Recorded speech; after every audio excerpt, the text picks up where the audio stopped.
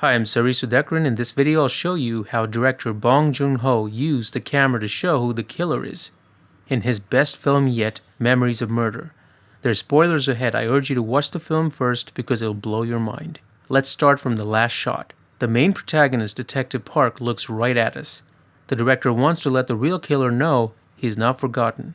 At the time of filming, it was an unsolved series of murders. Today we know who did it, but director Bong Joon-ho didn't, and he wanted to communicate directly with the killer. But this shot happens at the end of the film. Those who are not aware of the real case would expect some kind of revelation at the end. The ending works because the director has been setting us along right from the first shot. Memories of Murder shows you how a director can manipulate how the audience feels about a particular character using just camera angles and editing. The film is really about not knowing who's guilty and who's innocent. Early in the film, the police chief puts protagonist Detective Park to a simple test.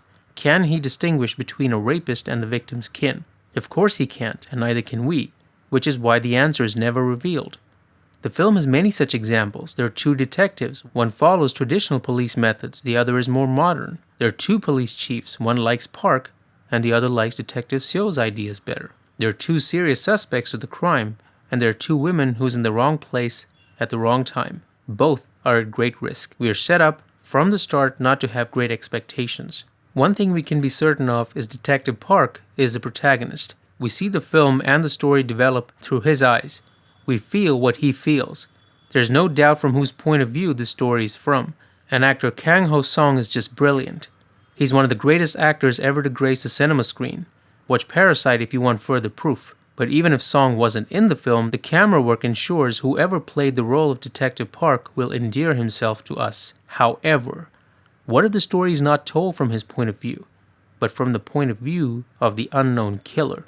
In the very first scene, it's a sunny day, beautiful sky, and we end the film in the exact same place, sunny day, with Park, who's no longer a detective. He's placed in the center both times, looking down. The first time we see a reverse point of view as if the killer is there, looking back at him. It's as if the entire film is imagined by the killer, and Detective Park is a figment of his imagination. This explains the duality. Two detectives, two chiefs, all these choices and doubts that would not only vex a police officer but also the actual murderer himself. The nature of this duality is evident even in the camera movement. In this scene, when they discover the second body, the camera follows Detective Park as he tries to control things on the ground. We are literally behind him in an over-the-shoulder shot, just like you get with third-person shooter video games. The choreography is the exact same, done twice. He starts with the footprint, then walks back down to greet the police chief, who slips down into the paddy field. Park returns back when the tractor runs over an important bit of evidence, and we repeat the motion again as the forensic team arrives. The expert too slips down just as the chief had done.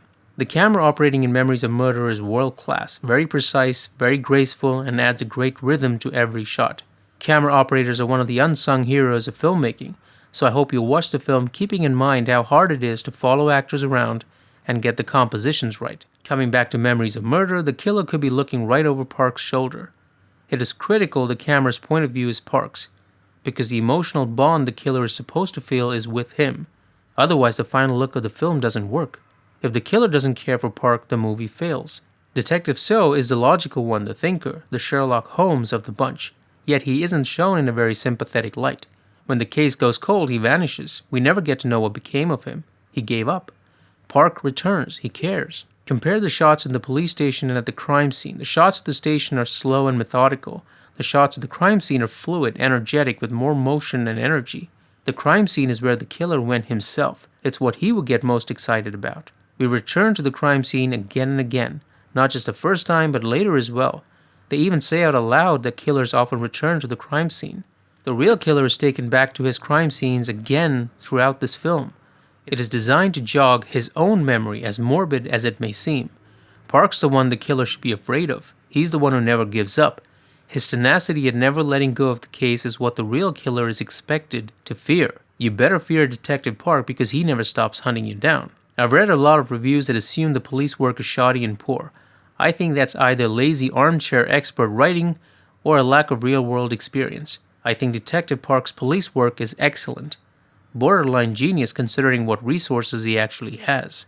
Is Detective Park a good detective? He looks at photos while eating even though the police chief calls him out for it.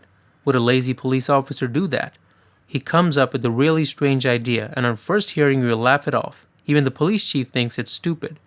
But Park follows through with it. He follows up on every lead. And in this chase scene, he's the one who finds the suspect with the red underwear.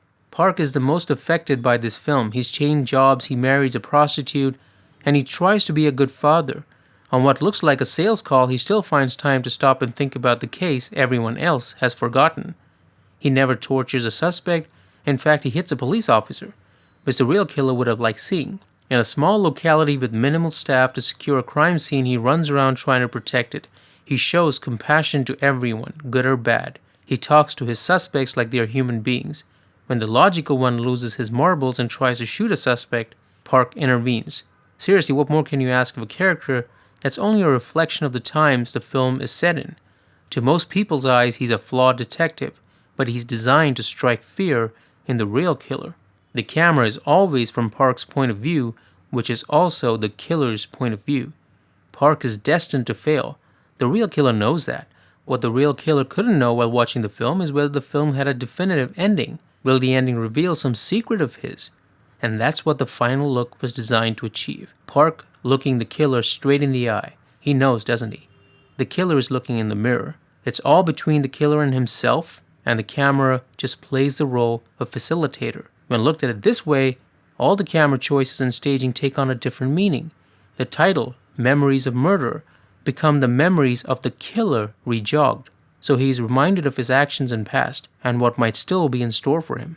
I urge you to study the beautiful compositions and camera movement of Memories of Murder. It's one of the finest movies ever made.